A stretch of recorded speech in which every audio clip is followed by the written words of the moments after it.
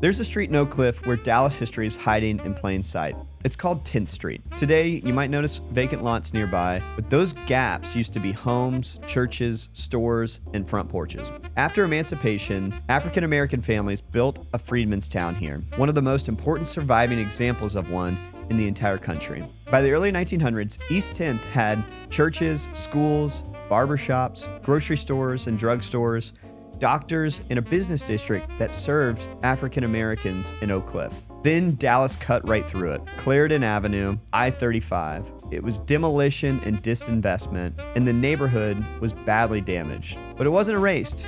You can still find the stories in Oak Cliff cemeteries, in Greater El Bethel, in the houses that survived, and in the people who are still working to recover those names that Dallas nearly forgot. Welcome to the Hidden City Podcast. I'm Grant. And I'm Doug, and we're here to share some of the incredible stories and people from Oak Cliff that you might not know. We're going to sit down with some of the visionaries, craftsmen, and business owners who have shaped Oak Cliff into what it is today. Oak Cliff is on the south bank of the Trinity River, a few miles south of downtown Dallas. While technically it was part of Dallas, it was its own city for a long time, and it still has that independent spirit. We'll dive into the history and the spirit of this place, exploring the different challenges and successes that defined it. This is The Hidden City, a podcast about the people and the stories that make Oak Cliff extraordinary.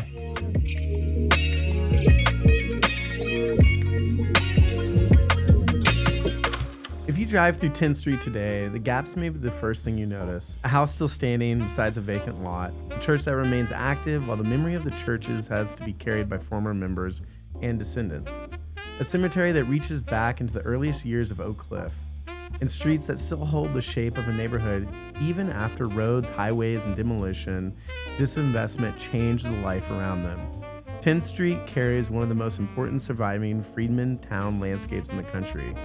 This was a place where African American families built a community after emancipation, and they bought land, they built homes, organized churches, opened schools, started businesses, and buried their dead, and made a life together in Oak Cliff. By the 20th century, East 10th Street had become the center of a largely self-sustaining African American neighborhood. You could find churches, grocery stores, barbershops, drugstores, doctors, schools, and social life within a few blocks. Children walked past the storefronts on their way to class. Families went to church near the same street where they bought groceries, picked up medicine, heard the latest news, and then Dallas began cutting through it. Clarendon Avenue changed the neighborhood. I-35 cut through the west side. Homes came down, and the business district was damaged. Families moved away. Some landmarks disappeared altogether. The story remains in the cemetery, in the houses that survived, in the Greater El Bethel, in an old street grid. The work that descendants and preservationists are doing now to recover the names, the photographs, addresses, and memories that belong to that place. 10th Street gives Dallas one of the clearest views of what freedom looked like when people had to build it from the ground up. A lot of Oak Cliff history announces itself. You can see it in a streetcar line, a theater marquee, a commercial strip, a lake, a bridge, skyline views. 10th Street asks for a slower kind of attention. Some of the most important landmarks are gone. Some houses have been altered, some lots are empty. Without the history in mind, it is easy to miss the scale of what really happened. 10th Street is one of the most significant historic neighborhoods in Dallas. The city of Dallas designated it as a historic district in 1993, and it was listed in the National Register the following year. The district includes homes, churches, commercial buildings, institutional sites, and the Oak Cliff Cemetery. Taken together, those pieces preserve one of the rare surviving physical records of an African American freedom settlement in American city. The importance of 10th Street comes from the whole landscape. Buildings, streets, church sites, school grounds, and cemeteries still show how African American Oak Cliff formed after the Civil War. This was part of the larger African American Oak Cliff world shaped by the Trinity River, transportation lines, segregated land patterns, churches, schools, and businesses, and the boundaries within the greater Oak Cliff area. Within those limits, residents built something substantial.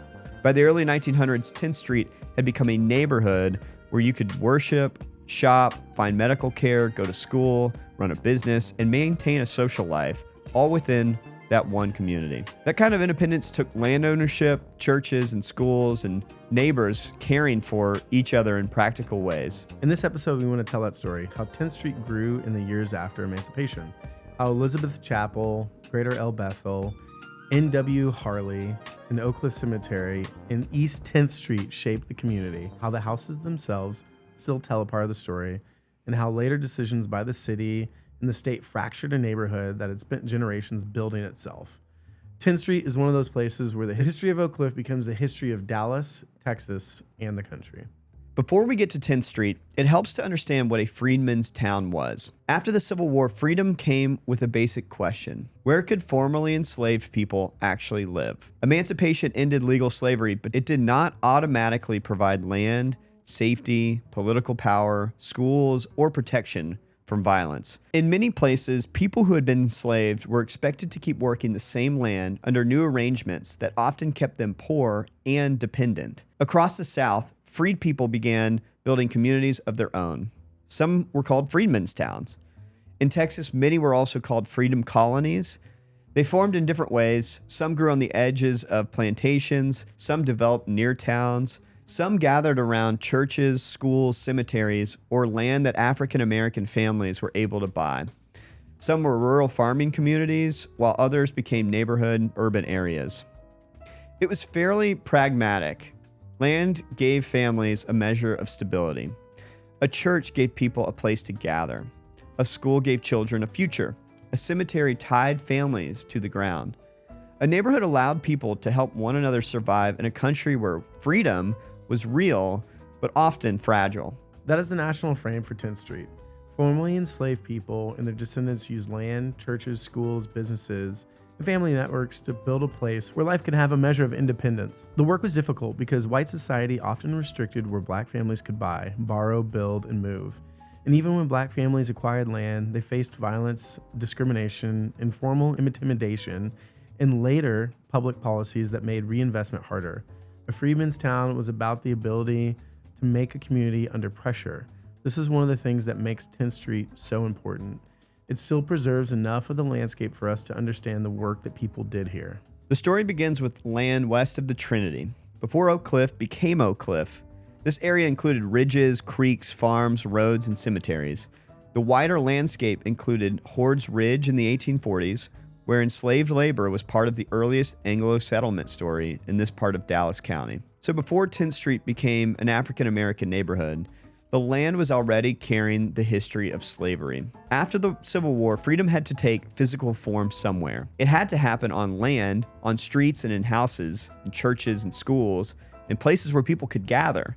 After the Civil War, freed African Americans began settling in and around the area that became 10th Street. The community developed gradually through family networks, land purchases, churches, schools, and everyday work. One of the oldest anchors nearby was the Oak Cliff Cemetery. It's set aside in the 1840s. Cemeteries do a kind of historical work that is easy to overlook.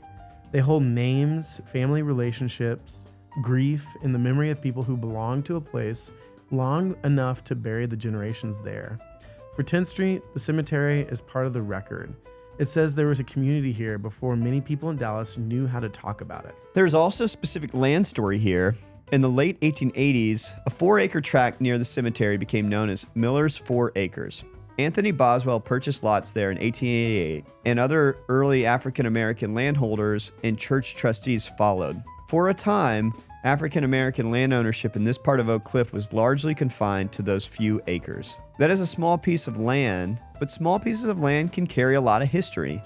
Miller's 4 Acres became one of the places where African American Oak Cliff began taking legal and physical form. Homes, church life, and community institutions started to gather there. Then the story widens. After the Panic of 1893, some Oak Cliff investors began unloading property. What had been a financial problem for white speculators created an opportunity for black buyers who had the means to purchase the land.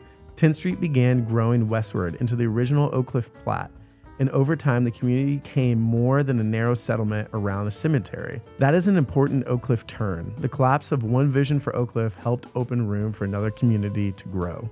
Like a lot of freedom settlements, 10th Street becomes easier to see when you start with the church. In the early 1880s, Anthony and Elizabeth Boswell helped organize Elizabeth Chapel. That tells us African American community was already gathering here then. Families were nearby, people were worshiping together, and a shared life had begun. African American churches and communities like 10th Street were much more than Sunday buildings. They were places where people organized, taught, raised money, cared for each other, settled disputes, built leadership, and made public life possible. In a segregated city, the church became one of the places where community power could gather without asking permission from the white institutions around it. Elizabeth Chapel became one of those anchors. Later, other churches joined the story: El Bethel, Greater El Bethel, Smith Chapel, and Golden Gate. Those congregations help hold the neighborhood together. Greater El Bethel gives us one of the strongest architectural connections in the neighborhood. Its 1926 sanctuary, designed by William Sidney Pittman, one of the most important African-American architects in Texas, and the son-in-law of Booker T. Washington. This really tied 10th Street to a wider African-American professional world. The neighborhood was not isolated from African-American education, architecture, politics, and institution building across the country. It was a part of that larger movement. And that is why the loss of Elizabeth Chapel in the late 1990s still hurts. A building like that carries more than just architecture. It carries the memory of baptisms, funerals, Sunday mornings, meetings, choirs, dinners, children, elders, and decisions that shaped a community. When a landmark like that disappears, the loss reaches farther than the property line. A few years after Elizabeth Chapel was organized, a school opened nearby. The city of Dallas places that school opening in 1886 near what is now 12th and Lancaster. That is another major sign of community formation. A church means people are gathering. A school means they're planning for children and grandchildren. Then in 1890, T.L. Marsalis platted the 10th Street addition. Marsalis is usually remembered as one of those major developers of Oak Cliff. He imagined Oak Cliff as a planned residential community across the river from Dallas. In this story, his name enters through platting of the neighborhood that became one of the centers of African-American life in Oak Cliff. This is another name here that gives the story a more personal shape: Noah Penn. He had been Marsalis's coachman. Later, he became a carpenter, a contractor, a landowner, and a church founder. Noah Street still carries his name, which is one of those details that makes local history feel close. A man helps build the neighborhood, and his name remains in the street grid. By 1900, Dallas had purchased land for a school for African-American children. That site became the 9th Ward School and later N.W. Harley. Harley becomes one of the best ways to understand the neighborhood's influence. The school served children who grew up in and around this African-American Oak Cliff world, including names that later travel far beyond the neighborhood. T-Bone Walker, one of the great figures of the Electric Blues, attended N.W. Harley. Rayford Johnson, who became an Olympic gold medalist in the decathlon, is also connected to the school. Jazz saxophonist James Earl Clay was born nearby on Cliff Street, behind Greater El Bethel, and attended Harley before going on to Lincoln High School. Those names should not turn the story into celebrity trivia.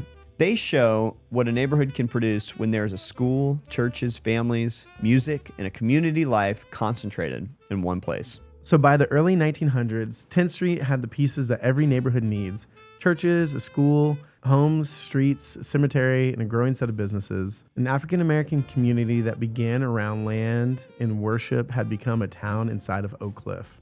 By the early 20th century, 10th Street had become one of the clearest centers of African-American life in Oak Cliff. The research describes the district as nearly independent from predominantly white Oak Cliff by the early 1900s. That independence was practical. People needed places to buy food, get medicine, visit a doctor, get a haircut, worship, socialize, and care for children.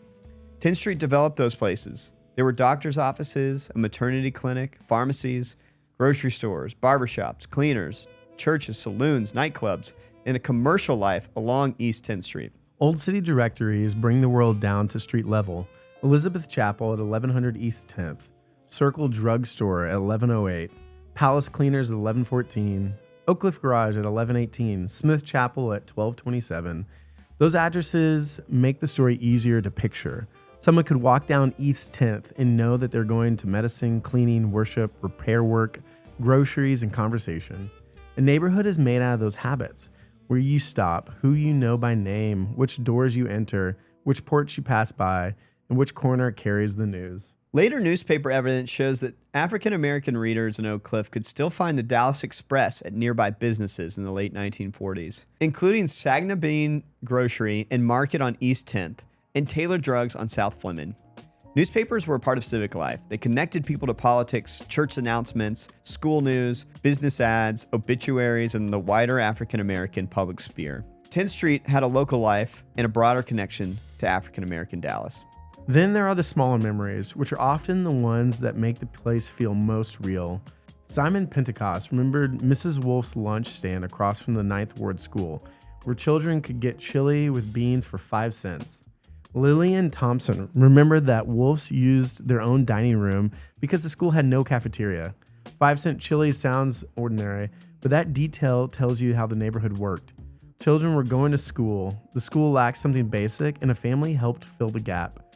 The community made a system of care out of what it had. There's another thread running through 10th Street and the Bottoms, and that is music. Oak Cliff's African American neighborhoods were connected to Deep Ellum, to church music, to blues and jazz, in the social life of Greater Dallas. T-Bone Walker is probably the best known name in that part of the story. He grew up in this world, attended N.W. Harley, and became one of the central figures in the development of electric blues guitar. Think about it. You had churches with choirs, you had nightclubs and saloons, you had families where music were part of the daily life. You had young people moving between Oak Cliff and Deep Ellum, hearing musicians, learning songs, and watching African American musical culture take shape in Dallas. So when we say 10th Street had social life, this is not just a polite phrase. It means that there were sounds attached to the place. Church singing, street conversation, school children, storefront noise, and music that would eventually reach far beyond Oak Cliff. James Earl Clay gives another example. He was born in 1935 at his parents' home in Oak Cliff on Cliff Street, directly behind Greater El Bethel, and later became known as a jazz saxophonist. Again, that is not just a famous name. It reminds us that 10th Street was a place where ordinary neighborhood life and cultural life overlapped. A house behind a church, a school nearby, a child growing up in a neighborhood where music was in the air. One of the reasons 10th Street matters so much is that the story is still visible in the houses. The district preserves early 20th century houses, types that tell the part of the story of everyday African American life in Oak Cliff. 2-room houses, L-plan cottages, shotgun houses, bungalows, alley-facing dwellings, double shotguns, camelbacks, and saddlebag houses.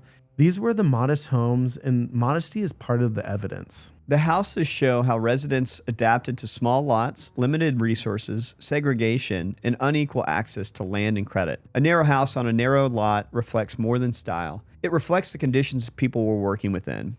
Families built, altered, expanded, rented, repaired, and passed down these houses. They used these spaces that they could get, made room for kin, created income where they could, and turned constrained circumstances into homes. That is why the remaining houses matter a lot. They are documents. They're telling us how people lived when written record is incomplete. You can also see what has been removed. Vacant lots, missing structures, houses altered beyond recognition, and places where the rhythm of the street breaks. 10th Street remains legible, but with visible damage. You can still read the neighborhood, though some of the pages have been torn out. There's one individual that gives the neighborhood another layer. In 1937, a man named Mose Hersey gave a Federal Writers Project Life narrative while living at 1120 10th Street. He had survived slavery, he was living in Dallas, and his address places him directly inside this neighborhood. Without that address, Mose Hersey could become a floating historical figure, someone from Dallas in a general way, but 1120 10th Street pins the memory to a block. It tells that a man who lived through slavery was sitting in this African American Oak Cliff community during the New Deal, giving testimony while the neighborhood around him was still active, almost a century later. Descendants and researchers are still working to reconnect the records like this to his family, place, and community. That is how much of African American urban history survives: an interview, a photograph, a city directory, a cemetery record, an address, and a name on a street.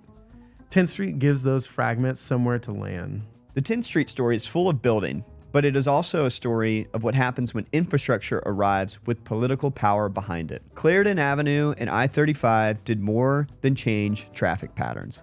They cut right through the neighborhood, changed movement, destroyed homes, damaged the business district, and weakened the connections that had made 10th Street work. A neighborhood is a network. House to church, church to school, school to store, store to clinic, porch to sidewalk, neighbor to neighbor, and when a road cuts through that network, it removes the property and interrupts the daily pattern of life. The report points to Clarendon Avenue being driven through 10th Street in the 1940s and in the 1950s to reroute truck traffic into downtown. Then I-35 cut through the west side of the neighborhood, destroying more than 100 homes and damaging the business district. The Texas Historical Commission also connects I-35 and later changes with the demolition of around 175 original structures and outward migration from the neighborhood. Those numbers are hard to hear because they represent ordinary life disrupted. A home destroyed means a family displaced. A business loss means a familiar stop is gone. A church loss means a gathering place disappeared. A route to school changes, a customer pattern breaks, a street stops working the way people had known it for a long time. This connects 10th Street to a larger American pattern in cities across the country where African American neighborhoods were divided, weakened, and cleared by highways and urban planning decisions. The language was often traffic, modernization, development, and progress. On the ground, the effects were more personal. 10th Street lived through that pattern in Oak Cliff. Disinvestment and the long fight to remember. The damages did not end with the roads, redlining, segregation, and disinvestment. City-ordered demolitions, fires, and redevelopment pressure all became part of the later story. When a neighborhood is denied investment for a long time, decline can start to look natural to outsiders, but decline is often made. It comes through lending practices, infrastructure decisions, demolition policies, and years of deferred attention. A city deciding which place to receive care and which places can wait. That is why preservation in 10th Street has been so important. Dallas designated the local historic district in 1993. The National Register listed it in 1994. A Texas Historical Commission marker came in 2015. The National Trust brought attention to it in 2019 when the threat of demolition was still immediate. More recently, the Library of Congress collection and the 10th Street Digital Museum have made that work more visible. That kind of documentation may sound quiet, but it is powerful. Oral histories, family photographs, cemetery research, old maps, city directories, and church records. Newspaper references, street addresses, names, and dates all help the neighborhood speak in public. They gave people a way to say, this happened here, these people lived here, and this place still carries their story. The recent Library of Congress project is especially important because it is a descendant-led movement. Tamisha Rudge Ridge and Jordan Brunson, through the If 10th Street Could Talk project, have worked with oral histories, family materials, mapping, and a digital museum to rebuild public memory around the 10th Street and the Bottoms. When a place has been chipped away for decades, memory has to be organized. If people forget what was there, it becomes easier to clear what remains. When names are known and maps are drawn, the place becomes harder to erase. The 10th Street is still here. The neighborhood has lost a lot. At its peak, 10th Street may have had dozens of businesses and multiple churches. Today, only one congregation remains in active use, and the old Simpson's corner store is the last standing commercial building. This is a staggering amount of loss, but the cemetery is still there, houses still there, Greater El Bethel is still there. Descendants are still telling the story, and the street grid still holds the outline of the community, and the neighborhood still asks Dallas to pay attention. One of the easiest mistakes is to look at 10th Street and only see absence. A vacant lot where a house used to be, a missing church, or a business corridor that no longer looks the way it once did. The remaining pieces become meaningful when they are read together. A house beside a church site, a cemetery beside a neighborhood, a school memory beside a lunch stand, a street named for Noah Penn, a surviving congregation beside a history of many churches. 10th Street holds the story of African American Oak Cliff after emancipation. It holds the story of land ownership under constraint, of churches, schools, businesses, and families, of policy damage, and of people who kept memory alive when the city did not always protect the place itself. And now there's a new chapter happening nearby. Halpern Park has opened over I-35 near Dallas Zoo between Ewing and Marsalis. It is a deck park built above the highway that once helped divide this part of Oak Cliff. The idea is easy to understand. A highway cut through the area, now a park, covers parts of that highway and creates a new public space above it. It's stitching those neighborhood sections back together. There are playgrounds, walking areas, event spaces, and places for people to gather. The project is really a way of reconnecting Oak Cliff. That is a hopeful idea, and in Oak Cliff, it carries real weight. The highway was never only concrete. It changed the neighborhood around it, it separated people, it damaged local business patterns, it made the map harder to cross. A park over the highway can create a new public space, draw families and soften the divide, and bring attention to the African American community that was here long before this highway. 10th Street also teaches us to be careful with the word reconnection. Park can reconnect land, it can create a path, it can soften the scar of a highway, it can give the neighborhood a new public space. The older community, however, was damaged by more than a physical gap. It was damaged by policy, disinvestment, demolition, decades of uneven power. So the questions are practical. Who benefits from the new attention? Who gets to stay? How is the history told? Do families and descendants connected to 10th Street have a real voice in what happens next?